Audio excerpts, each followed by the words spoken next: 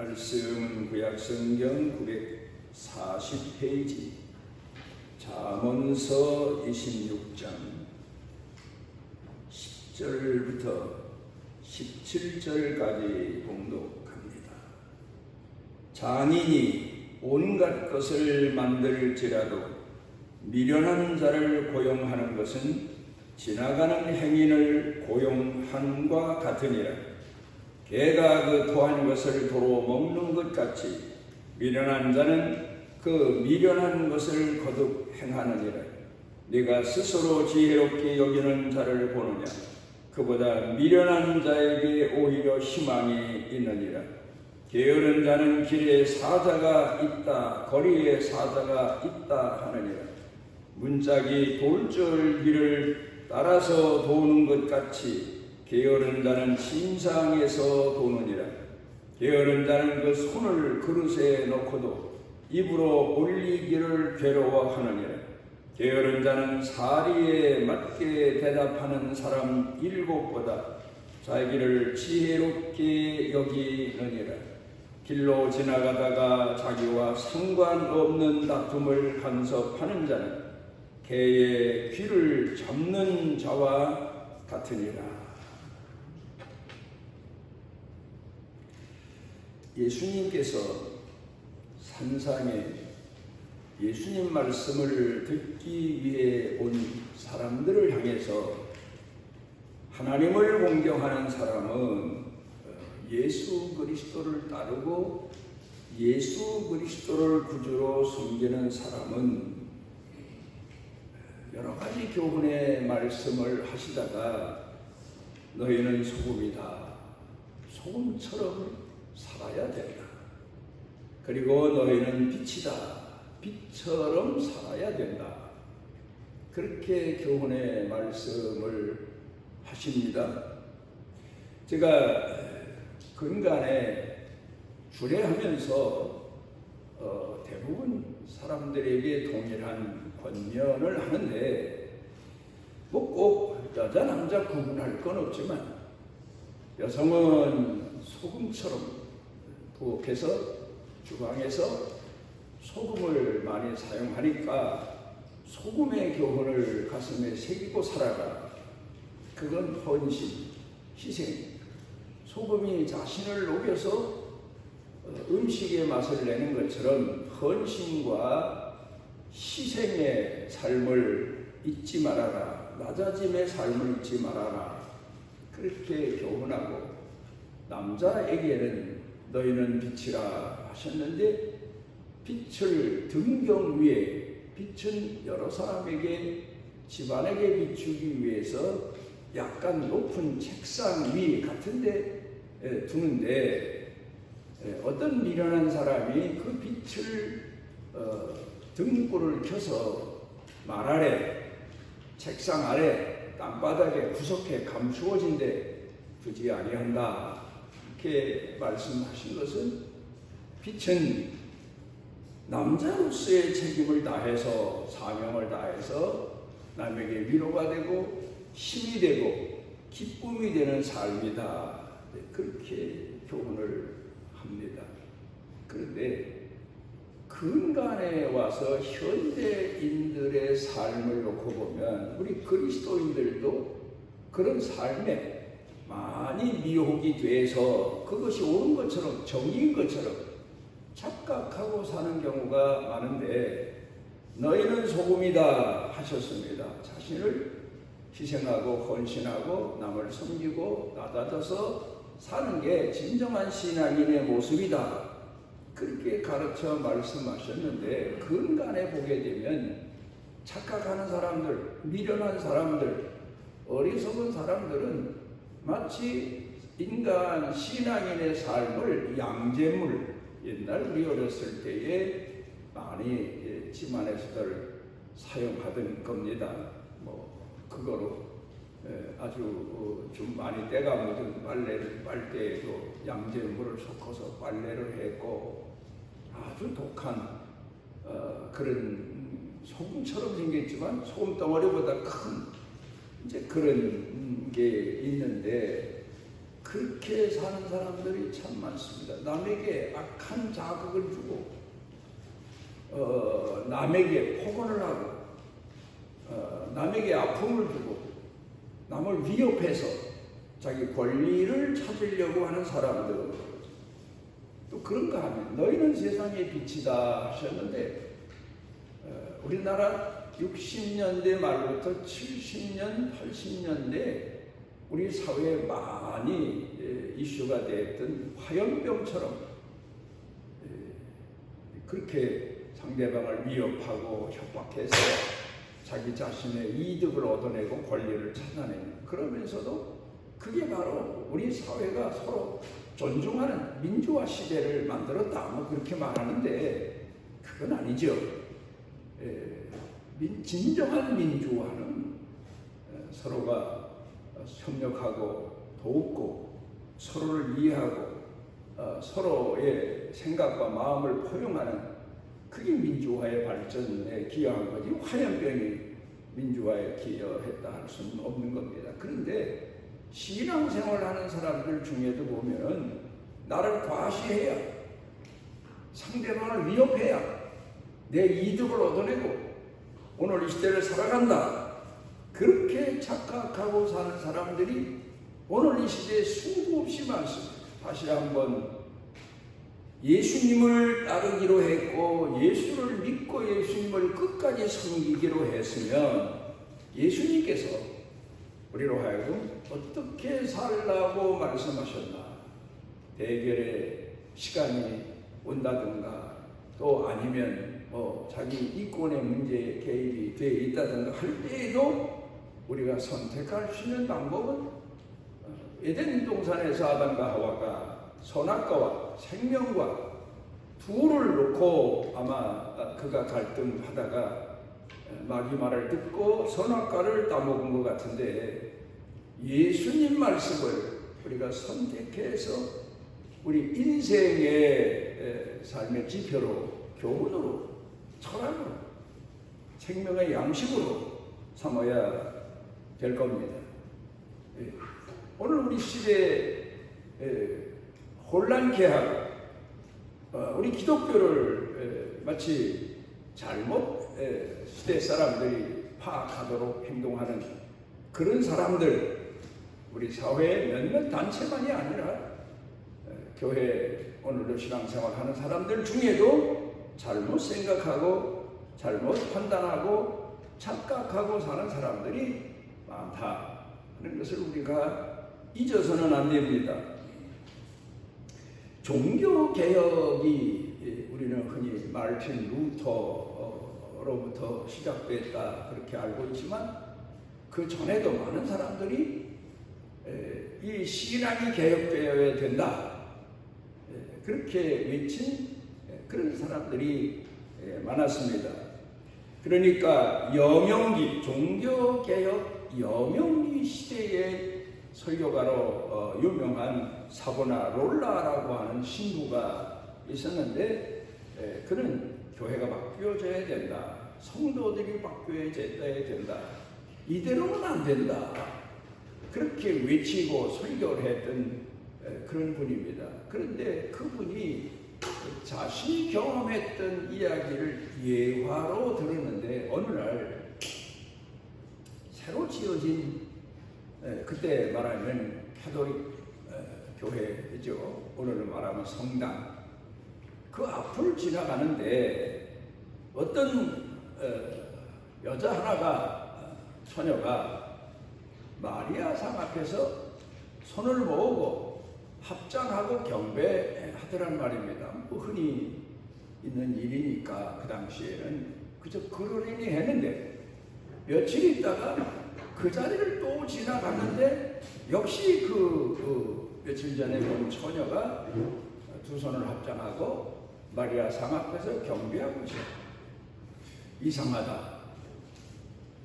뭐 어쩌다가 시간이 같은 시간대에 저 처녀도 와서 마리아에게 경배하고 나도 이 앞을 지나갔나 했지만 좀 아무래도 이상한 것 같아서 그 성당 안에 들어가서 그 성당에 시무하는 신부를 만나 물어봅니다.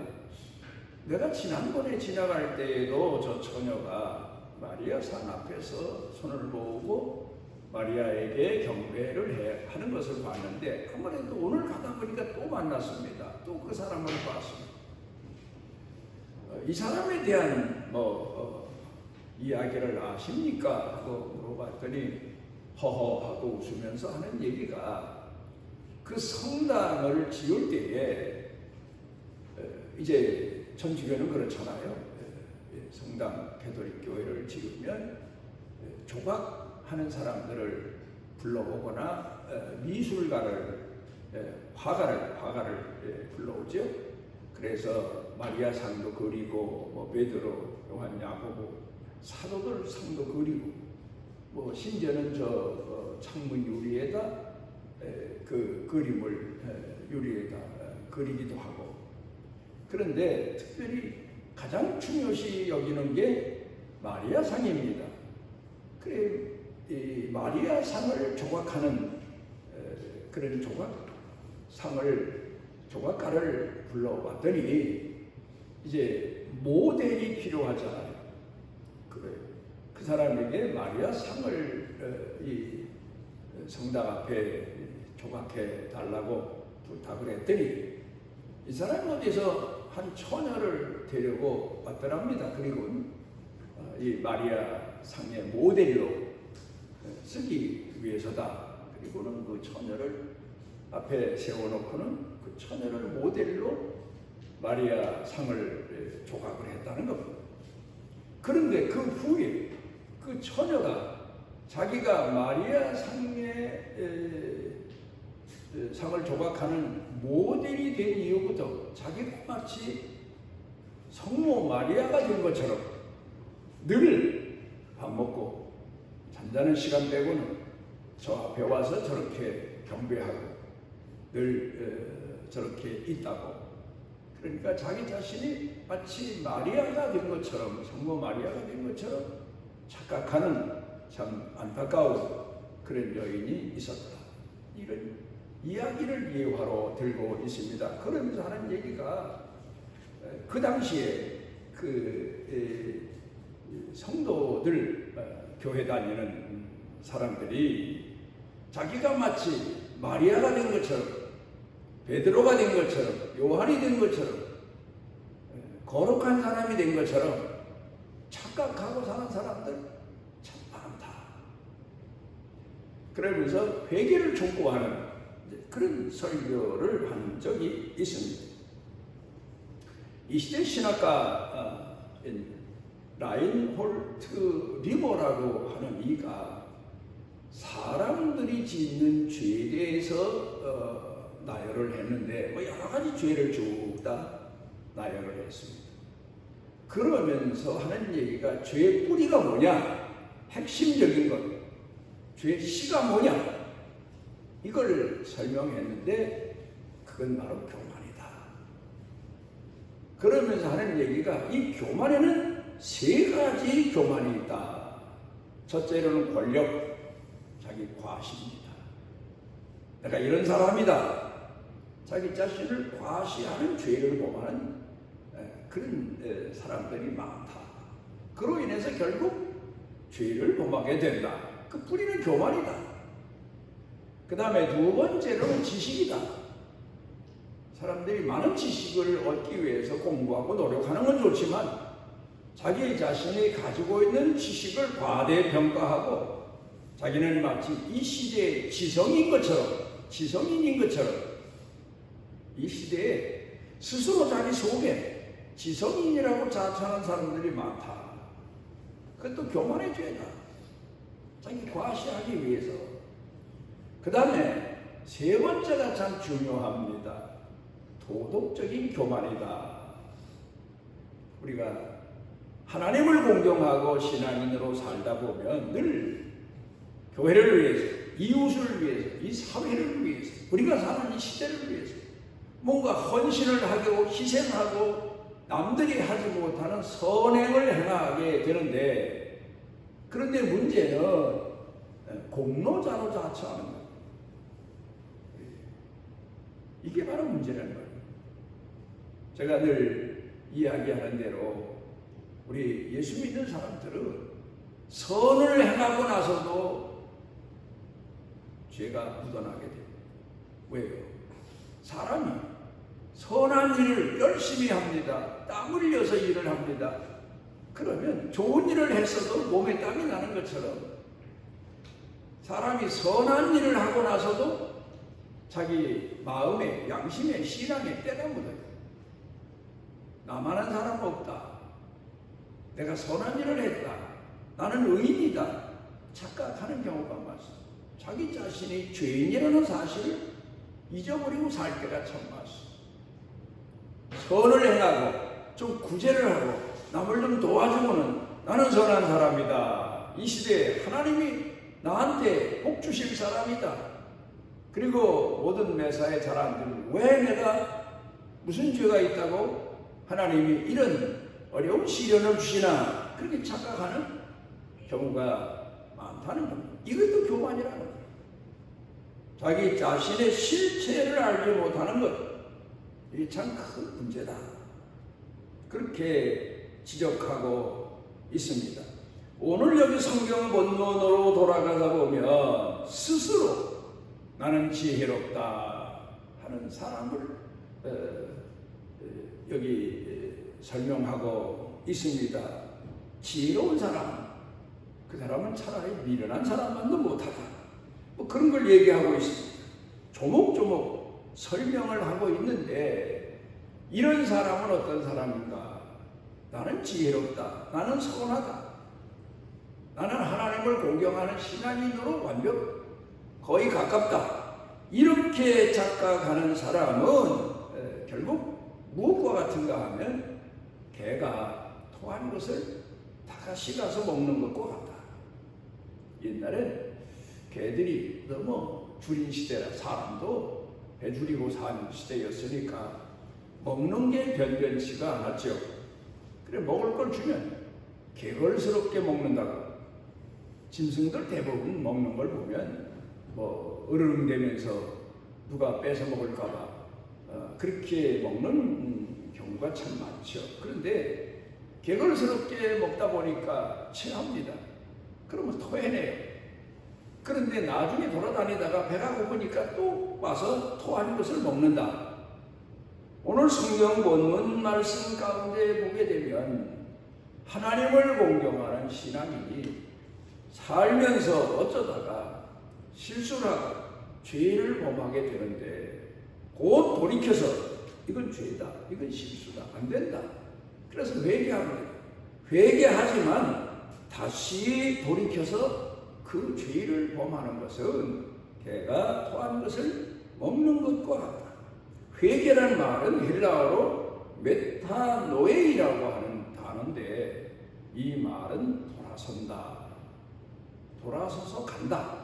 그런 말입니다. 돌아서기만 한다가 아니에요. 돌아서서 완전히 현장을 떠나서 멀리 간다.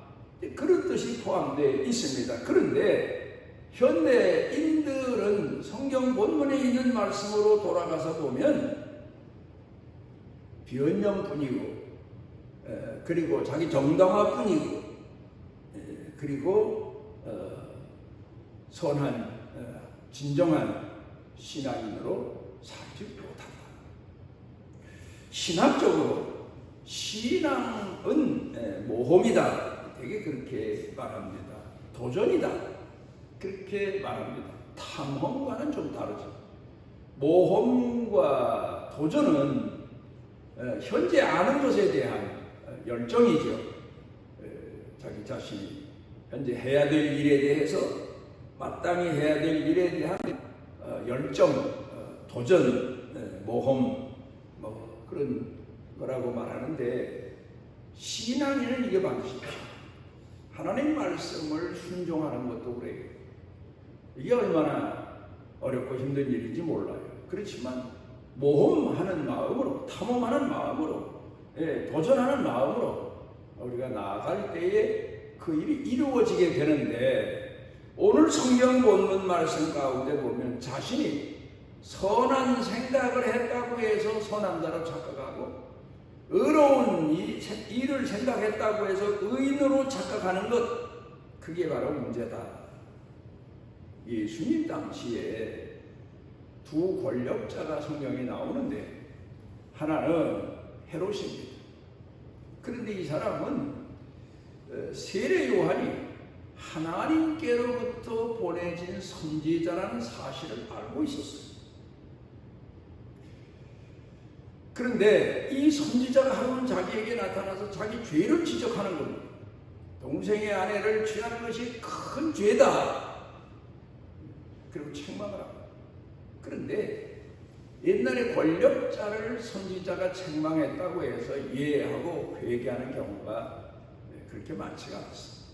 그런데 이 헤롯이 세례 요한에 대한 그날부터 아마 불만을 가졌거나 앙심을 가졌거나 뭐 그랬겠지요.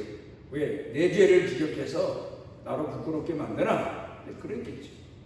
그런데 그 헤롯이 세례 요한을 잡아놓거나 감옥에 죽이고 싶어도 자기 양심에 꺼리켜서 못하고 있었어요. 그런데 결국 자기가 취한 여인의 딸이 춤을 추고 자기 마음을 기쁘게 하는 바람에 나라 절반이라도 주겠다 했는데 세례 요한의 목을 달라고 해서 할 수 없이 세례 요한을 감옥에 가뒀다가 죽인 그런 장본인이 바로 헤롯입니다. 그런가 하면 빌라도, 이 사람도 예수님이 하나님의 아들이라고 하는 사실을 알았어요, 사실. 그리고 그 부인이 자기 남편인 빌라도에게 예수님을 위해서는 결코 당신의 권력을 사용해서는 안 된다 당부도 했고 그분에게 해되는 짓은 하지 말아라 했지만 결국 민심에 동요돼서 할 수 없이 예수님을 십자가에 못 박는 데 내어주게 됐고 예수님을 결국은 십자가에 못 박아 버리고 말았습니다. 제가 말씀드리려고 하는 것은 예수님 당시의 두 권력자가 결국은 예수님을 십자가에 못 박을 일에 쓰여졌던 것처럼 오늘 현대인들도 보면은요, 심각한 문제. 그게 뭔가 하면 예수님을 자기 생각의 마음에 가둬놓고 살아. 감옥에 세례 요한을 가두고 예수님을 십자가를 지워서 골고다로 올라가 처형당하게 한 것처럼 우리 마음속에 신앙이 있으면 그 신앙대로 살아야 되고 내 생각 속에 하나님을 공경하는 믿음과 내가 마땅히 해야 될 일이 있으면 그 일을 위해서 충성하며 계명을 지키며 살아야 되는데 예수님을 세례 요한을 가두고 채찍질하고 포박하고 결국 죽인 것처럼 마음에만 품었다가 생각만 했다가 신앙의 일들을 송두리째 내어버리고 많은 그런 경우가 오늘 그리스도인들 중에 얼마나 많은지. 그리고 변명합니다. 시간이 안 돼서, 힘이 없어서, 연약해서. 오늘 성경 본문에서 착각하면서 자기 게으름을, 자기 무책임함을 변명으로만 일관하고 있는 사람처럼 오늘 그리스도인들도 착각하는 경우가 얼마나 많습니다. 들포도처럼 살면서 자신은 참포도나무인 것처럼 착각하는 경우가 많고 하나님을 공경하는 신앙인으로 충성된 종으로 살지 아니하면서 충성된 종으로 사는 것처럼 자기 자신을 정당화하고 사는 그런 일들이 참 많습니다. 착각이 세상 사람만이 아닙니다. 예수 믿는 사람들 중에도 얼마나 자기 자신을 착각하고 변명하고 정당화하고 그러며 사는 사람들이 많음을 오늘 성경 본문을 통해서 우리가 배우게 됩니다. 우리 자신이 오늘도 다시 각성하고 깨어서 헬라 단어의 메타노에이라고 하는 회개란 단어처럼 돌아서기만 할 게 아니라 매일 돌아섰다 또 돌아서고 돌아섰다 또 돌아서고 할 게 아니라 돌아서서 가는 자, 이제는 주를 위해서 충성하는 신앙인으로 사는 자가 되시기를 바랍니다. 우리를 오늘도 주 앞에 모으신 아버지 하나님께서 우리를 주의 일터에 일꾼으로 부르셨사오니 주의 일에, 신앙적인 일에 더더욱 충성하고 나 자신을 채찍질하며 요긴하게 쓰여지는 축복의 사람들로 살아가는 복을 더하여 주시옵소서. 예수님 이름으로 기도드리옵나이다.